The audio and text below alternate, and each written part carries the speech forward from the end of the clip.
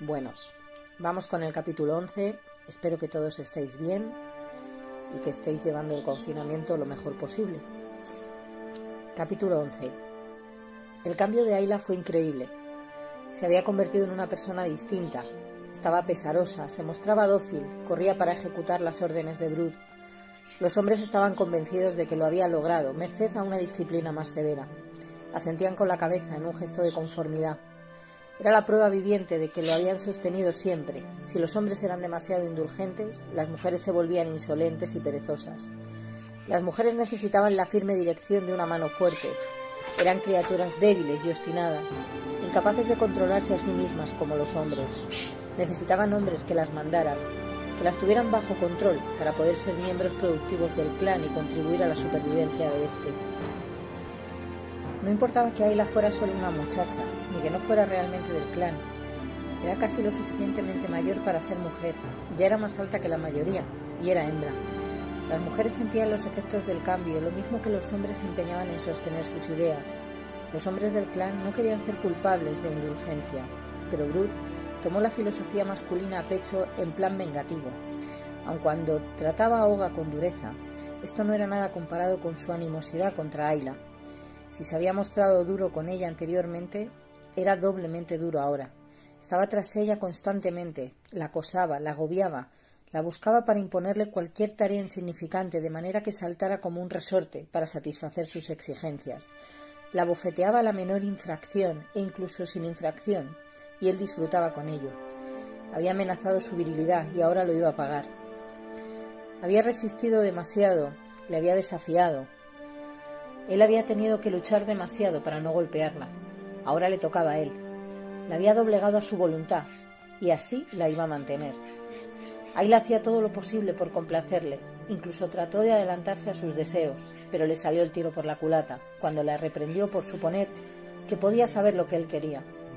Tan pronto como Ayla salía de los límites del hogar de Crep, ahí estaba Brut preparado, y no podía la muchacha permanecer dentro del cerco de piedras que marcaban el espacio privado del mago sin una buena razón. Era la última y ajetreada etapa de la estación. Ocupada por los preparativos para el invierno, había demasiadas cosas que hacer para asegurar el clan contra el frío que aumentaba rápidamente. El depósito de medicinas de Ethan estaba prácticamente completo, de modo que ya no tenía Ayla excusas para abandonar los alrededores de la cueva. Brut la tenía todo el día tareada y por la noche caía en su cama agotada. Iza estaba segura de que el cambio de actitud de Ayla tenía menos que ver con Brut de lo que éste creía. Su amor por Crep era más importante que su temor a Brut. Iza contó al viejo que Ayla había padecido de nuevo su extraña enfermedad cuando creyó que él no la quería. «Ya sabes que ha ido demasiado lejos, Iza. Yo tenía que hacer algo. Si Brut no hubiera empezado a disciplinarla de nuevo, lo habría hecho Brun. Eso podría haber sido peor. Brut solo puede hacerla sufrir. Brun puede expulsarla», replicó. Pero esto hizo reflexionar al mago sobre el hecho de que el poder del amor tuviera más fuerza que el poder del temor. Y ese tema ocupó sus meditaciones días enteros. Crep se mostró inmediatamente más blando con ella. Bastante trabajo le había costado mantenerse indiferente desde el principio. La primera fina nieve que cayó fue barrida por los helados aguaceros, que se convirtieron en cellisca o lluvia helada, con las temperaturas más bajas del atardecer. Por la mañana había charcos cubiertos de ligero hielo quebradizo, que presagiaba un frío más intenso, y que se derretía de nuevo al soplar el viento caprichoso del sur, mientras un sol indeciso se decidía a hacer sentir su autoridad. Durante la titubeante transición entre fines del otoño y comienzos del invierno, Ayla no transgredió ni una sola vez su debida obediencia femenina. Respondía al menor capricho de Brut, saltaba en cuanto él daba una orden, inclinaba sumisamente la cabeza, controlaba su manera de andar, no reía, ni siquiera sonreía, y se mostraba totalmente sumisa, pero no era fácil. Y aunque luchaba contra eso, trataba de convencerse a sí misma de que no estaba bien y se obligaba a ser más dócil. Empezaba a sublevarse interiormente contra su yugo.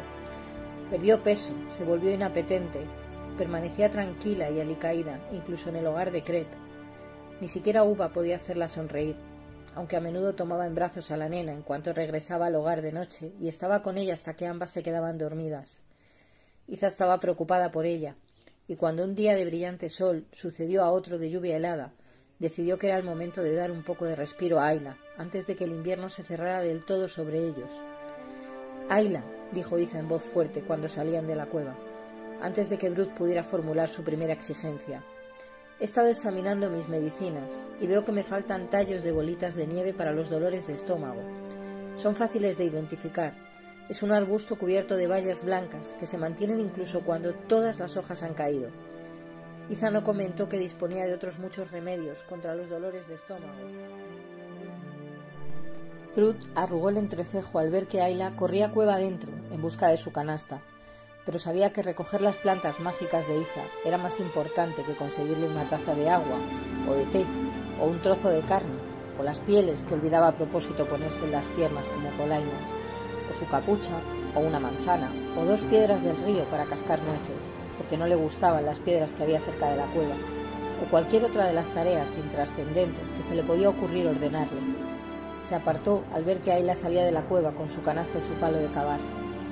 Ayla corrió hacia el bosque, agradeciendo a Iza la posibilidad de estar sola. Miraba a su alrededor mientras caminaba, pero no estaba pensando en matas de bolas de nieve. No prestaba la menor atención al rumbo que había tomado y no se dio cuenta de que sus pies estaban llevándola hacia un arroyuelo y siguiéndolo hasta una cascada velada de nieblas. Sin pensar trepó la pronunciada pendiente y se encontró en su prado de la alta montaña por encima de la cueva. No había vuelto por allí desde que hirió al puercoespín. Se sentó en la orilla, junto al arroyo, y se puso a tirar piedrecitas sin pensar en lo que hacía. El aire era frío. La lluvia del día anterior había sido nieve a aquella altitud. Un denso manto de nieve cubría el terreno despejado y había manchas entre los árboles empolvados de blanco. El aire inmóvil brillaba con una claridad que hacía juego con la nieve brillante, que reflejaba con incontables millones de diminutos cristalitos el sol brillante en un cielo tan azul que casi parecía púrpura. Pero Ayla no podía ver la serena belleza del paisaje de principios de invierno. Solo le recordaba que pronto el frío obligaría al clan a quedarse en la cueva y que no podía alejarse de Brut antes de la primavera. Mientras el sol seguía ascendiendo en el cielo, pelladas de nieve caían repentinamente de las ramas y se aplastaban contra el suelo. El largo y frío invierno se anunciaba amenazador, con Brut acosándola día tras día. «No consigo contentarle», se decía. «No importa lo que haga ni lo que me esfuerce, de nada sirve. ¿Qué más puedo hacer?» Echó una mirada casual a un espacio de tierra desnudo y vio una piel parcialmente podrida y unas cuantas púas dispersas, todo lo que quedaba del puercoespín. Probablemente una hiena dio con él, pensó, o un glotón. Con una punzada de remordimiento, pensó en el día que le atinó. Nunca debería haber aprendido a usar la honda, eso estuvo mal. Kreb se enojaría, y Brut no se enojaría, estaría encantado si se enterara. Realmente le proporcionaría un buen pretexto para golpearme. ¿Cuánto le gustaría hacerlo? Pues bien, no lo sabe ni lo sabrá. Le proporcionó una sensación de placer, saber que había hecho algo que él no sabía y que le habría dado la oportunidad de hacerla sufrir. Sintió ganas de hacer algo, por ejemplo lanzar una piedra con la honda, para desfogar su rebeldía frustrada. Recordó haber arrojado la honda bajo un matojo y la buscó. Vio el trozo de cuero debajo de un matorral próximo y lo recogió. Estaba húmeda, pero su exposición a la intemperie no la había dañado aún. Pasó entre sus manos la suave y flexible piel de venado y le gustó su contacto. Recordó la primera vez que había cogido una honda y una sonrisa iluminó su semblante al recordar cómo se había amilanado Brut frente a la ira de Brun, cuando derribó a Zug. No era ella la única en haber provocado alguna vez el mal genio de Brut. Solo que conmigo se puede dar ese gusto, pensó amargamente Ayla, solo porque soy hembra. Brun se enfadó de veras cuando tiró a Zug, pero a mí me puede golpear siempre que se le antoje y a Brun no le importará. No, eso no es cierto, admitió para sus adentros. Iza me ha dicho que Brun presionó a Brut para que dejara de pegarme. Y Brut no me golpea tanto cuando Brun está cerca. No me importaría que me golpeara nada más, con tal de que me dejara en paz de vez en cuando.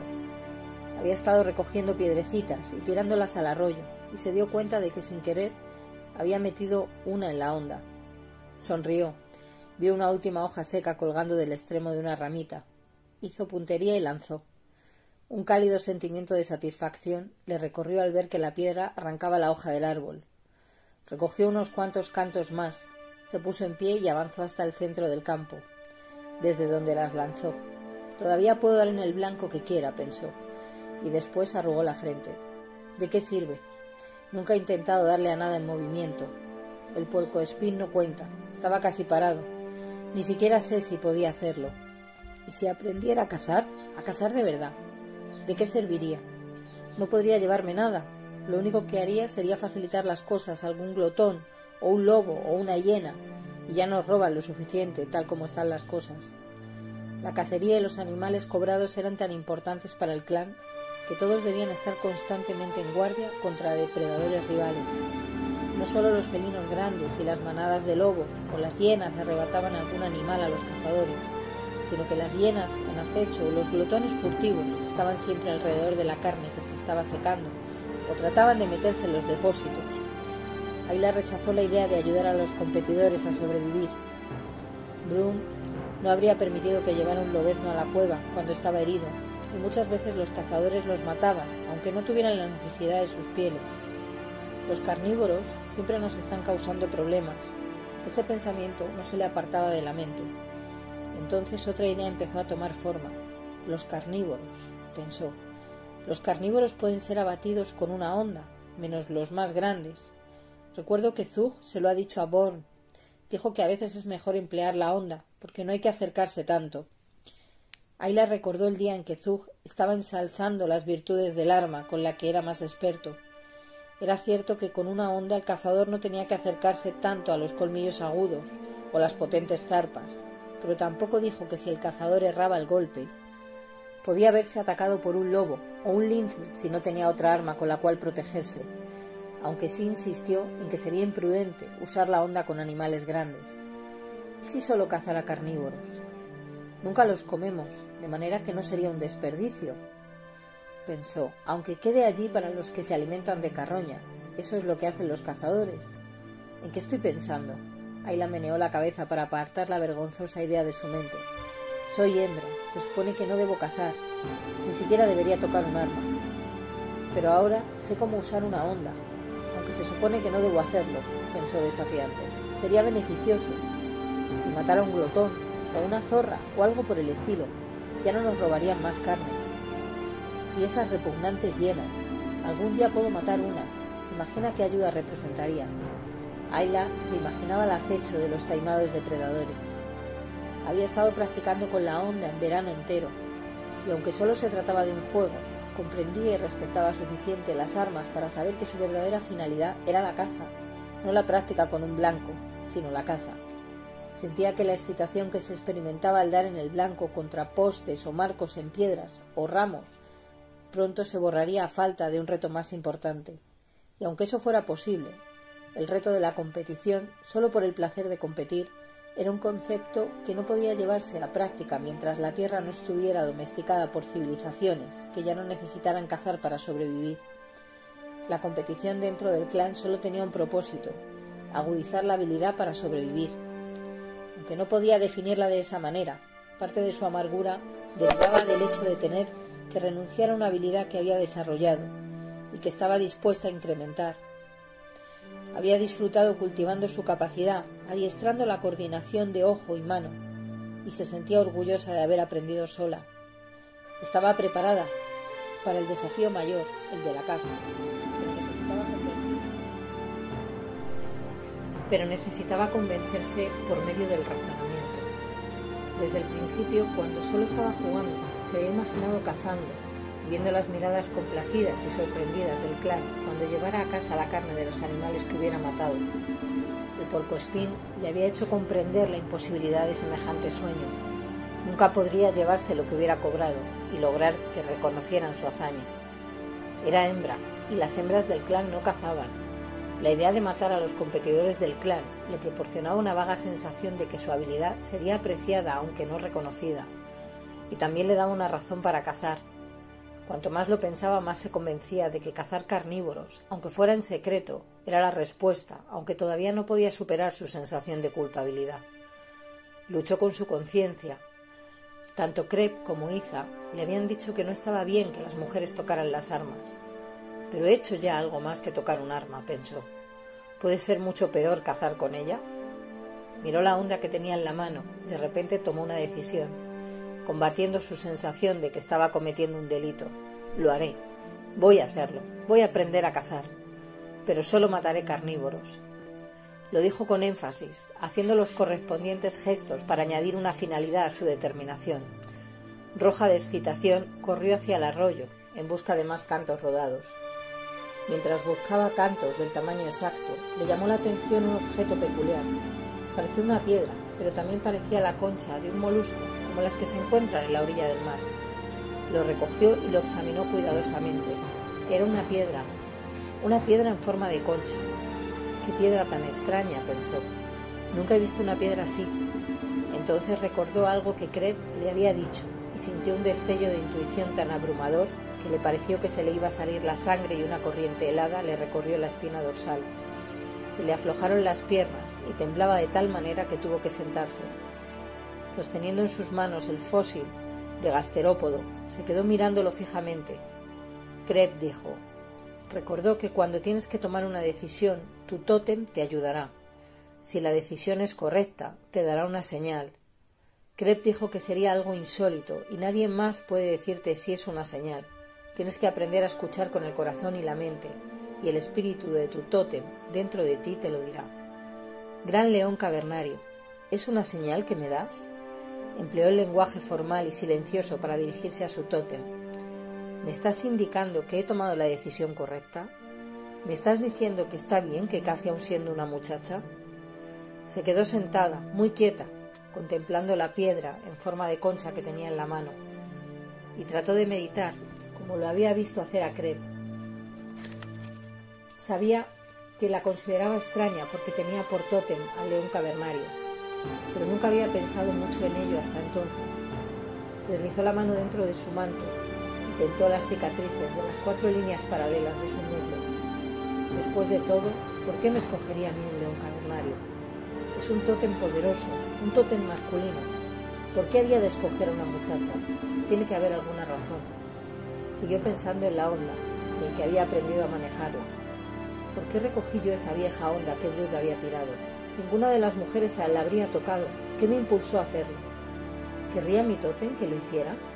¿Querrá que aprenda a cazar? Solo los hombres cazan, pero mi tótem es masculino.